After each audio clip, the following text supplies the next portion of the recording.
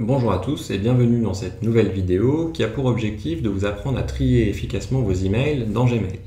Pour cela, je vais vous présenter ce que sont les libellés, je ferai des équivalences vis-à-vis d'autres applications ou logiciels existants et pour les plus visuels d'entre vous, enfin, je vous montrerai comment appliquer des codes couleurs à ces libellés pour mieux vous y retrouver dans la boîte de réception notamment. Alors vous voyez ici, sur ma boîte de réception en l'occurrence, j'ai reçu beaucoup d'emails de réseaux sociaux. Certains vont être supprimés, d'autres je souhaite les garder pour les lire plus tard. Donc je vais les trier et les ranger dans des sortes de dossiers. Pour cela, on va tout simplement dans la colonne de gauche, ici, venir choisir le mot plus. Plus va nous faire apparaître plus de dossiers dans la colonne de gauche, mais aussi plus d'informations, dont le dernier lien tout en bas s'appelle créer un libellé. Donc je vais venir ici cliquer sur créer un libellé. Une fenêtre apparaît au milieu de mon écran me demandant en fait le nom que je souhaite pour mon libellé. Donc je vais ici appliquer le nom Facebook pour le premier libellé, étant donné que j'ai beaucoup de messages de Facebook que je souhaite garder. Et je vais faire la même chose avec Twitter pour tous les messages de Twitter que je souhaite garder. Pour vous, en l'occurrence, peut-être que vous n'avez pas énormément de messages de réseaux sociaux, mais disons que dans un cadre professionnel, il peut être intéressant de créer des libellés au nom de vos clients ou au nom facture, par exemple, pour placer toutes vos factures à l'intérieur. Maintenant que j'ai créé mes deux libellés et que vous avez compris le principe, vous pouvez faire la même chose avec tous vos libellés. Je vais, moi en l'occurrence, sélectionner quelques messages dans ma boîte de réception qui concernent Facebook et je vais les faire glisser en laissant cliquer entre le nom de l'expéditeur et l'objet dans la colonne de gauche sur mon libellé Facebook. J'ai bien déplacé mes emails, donc ils ne sont plus visibles dans la boîte de réception, ils seront seulement visibles en allant cliquer sur Facebook dans la colonne de gauche. Je vais faire la même chose avec Twitter, je vais cocher plusieurs emails de Twitter, ici, et je vais laisser cliquer sur l'un d'entre eux, entre le nom de l'expéditeur et l'objet, et déplacer dans la colonne de gauche sur Twitter.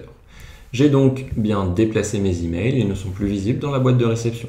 Lorsque je clique sur Twitter, je vois afficher tous les emails de Twitter que j'avais déjà déplacés dedans. Et même chose pour Facebook, je vois les emails de Facebook que j'ai souhaité garder et que j'ai déplacés dans mon dossier Facebook. Donc la première notion à bien comprendre, c'est que libellé est en fait égal à dossier. Et pour cela, lorsque vous avez utilisé peut-être Microsoft Outlook, Lotus Notes ou bien iCloud, vous avez déjà vu cette notion de dossier. La deuxième notion que l'on va voir ensemble, c'est la notion de libellé en fonction d'étiquette. C'est-à-dire, nous allons pouvoir étiqueter nos emails dans la boîte de réception au nom de nos libellés. Donc en fait, ça revient à faire l'inverse de ce que nous venons de faire.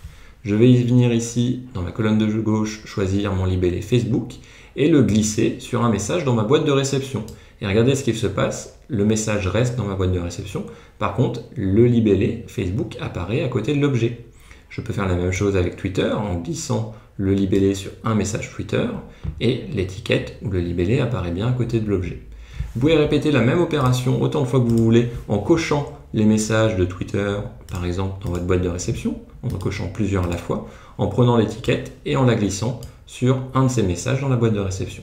Et vous allez voir que tous les messages cochés vont avoir l'étiquette d'appliquer. Pour les plus visuels d'entre vous, comme je le disais en introduction de cette vidéo, nous pouvons appliquer un code couleur.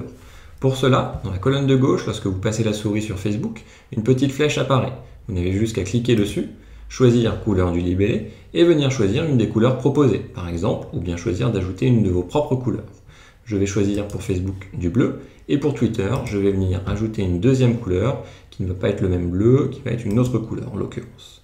Et regardez ce qui s'est passé, je suis toujours dans ma boîte de réception et les messages auxquels j'ai appliqué mon libellé ont bien la couleur qui a changé en temps réel. Et il faut bien comprendre que lorsque vous glissez un message dans un libellé dans la colonne de gauche, ce message disparaît de la boîte de réception, alors que lorsque vous prenez un libellé de la colonne de gauche et vous glissez sur un message dans la boîte de réception, ce message reste dans la boîte de réception, mais le libellé est appliqué visuellement.